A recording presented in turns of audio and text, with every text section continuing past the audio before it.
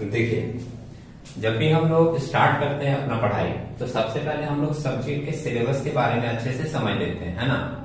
Syllabus एक बार समझा हुआ रहता है और अगर ये पता रहता है कि कौन से चैप्टर से कितने मार्क्स का एग्जाम में आएगा तो हम लोगों को अपना फ्यूचर प्लानिंग और स्ट्रेटेजी बनाने में सुविधा होती है। तो पहले हम लोग फाइनेंशियल रिपोर्टिंग और फाइनेंशियल स्टेटमेंट एनालिसिस का सिलेबस एक बार पूरे अच्छे से देख लेते हैं, ये समझ लेते हैं कि कौन से चैप्टर से कितने मार्क्स का एग्जाम में आएगा।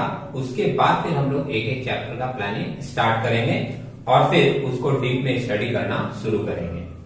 देख रहे हो आप semester 6 financial reporting and financial statement analysis. अच्छा, एक और बात बता दें, आप लोग सेमेस्टर 6 में हैं तो ये बात आप लोगों के नॉलेज में ऑलरेडी है कि हम लोगों का जो एग्जाम होता है वो 2 पार्ट में होता है।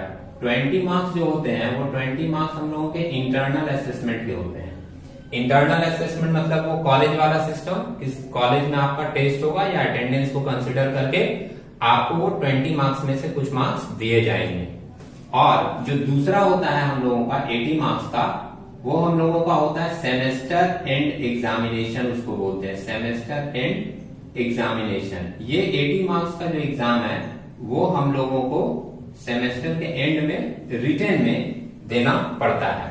तो ये जो सिलेबस है आपकी पूरी की पूरी फाइनेंशियल रिपोर्टिंग और फाइनेंशियल स्टेटमेंट एनालिसिस की, ये कितने मार्क्स की हम लोगों की सिलेबस होगी? 80 मार्क्स की, जो रिटन एग्जाम हम लोग देने जाएंगे सेमेस्टर के एंड में। ठीक है, फर्स्ट चैप्टर जो इसमें रखा गया है वो है हमारा होल्डिंग कंपनी। देखिए, एक बात आपको बता दे रहे हैं, जब हम लोग पढ़ना स्टार्ट करेंगे तो होल्डिंग कंपनी को आप लोग बहुत अच्छे से कंसिडर करके पढ़िएगा।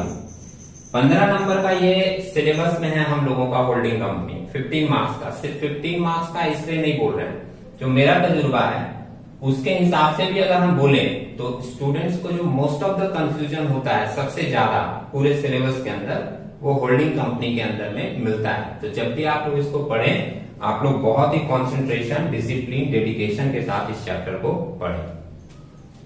दूसरा हम लोगों का जो चैप्टर है वो है अकाउंटिंग स्टैंडर्ड। ये अकाउंटिंग स्टैंडर्ड भी हम लोगों के सिलेबस में 15 मार्क्स का है और अकाउंटिंग स्टैंडर्ड में हम लोगों का इंडियन अकाउंटिंग स्टैंडर्ड रखा गया। ऐसे तो बहुत सारे इंडियन अकाउंटिंग स्टैंडर्ड है, लेकिन हम लोगों के सिलेबस में रखा गया है सिर्फ 3।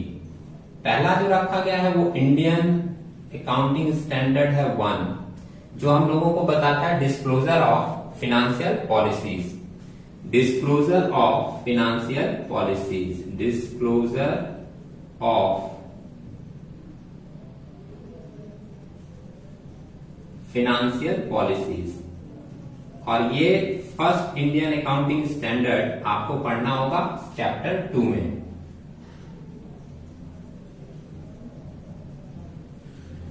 सेकेंड इंडियन अकाउंटिंग स्टैंडर्ड जो हम लोगों का रखा गया है वो है हम लोगों का AS16।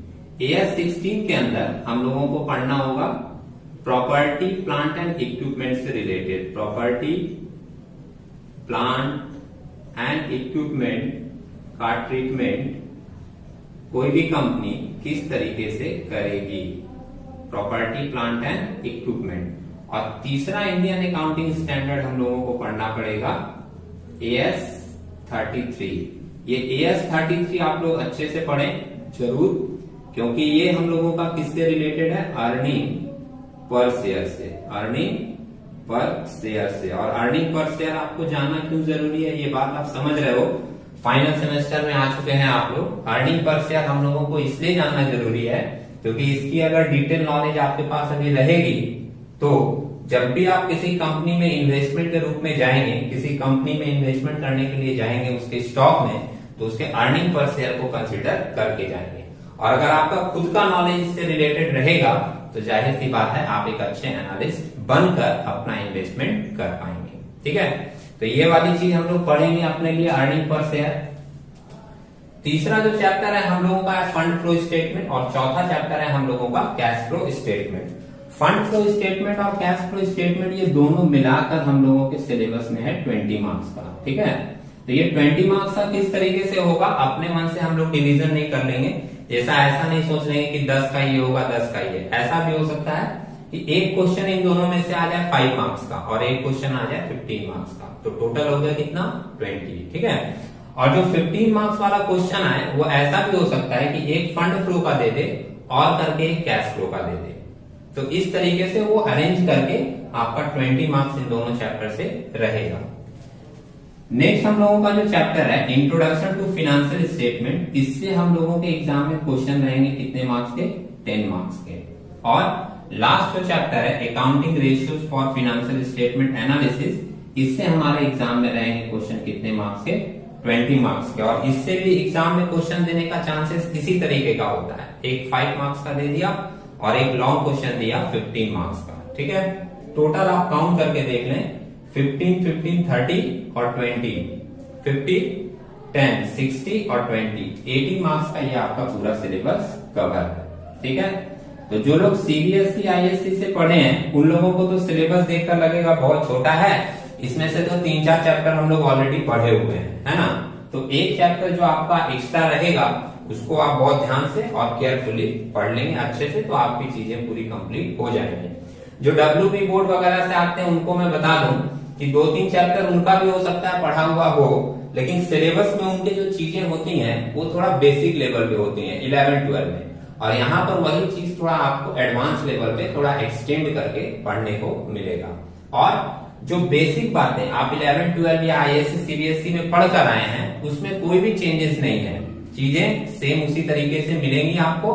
बेसिक में थोड़ा एक्सटेंड करके थोड़ा एडवांस लेवल पर हम लोग उसको पढ़ लेंगे। और उन दोनों तीनों चैप्टर जो आप 11-12 में पढ़े होंगे उसमें थोड़ी बहुत जो चेंजेस आई रहेगी वो चेंजेस मैं जब आपको डिटेल में ये चैप्टर पढ़ाऊंगा तो उस समय मैं आपको बताता चलूंगा। ठीक है, तो अगर सिलेबस से रिलेटेड किसी के मन में कोई क्वेरी हो तो आप एक बार पूछ लीजिए, मैं उसको डिस्कस फिर से कर देता हूं।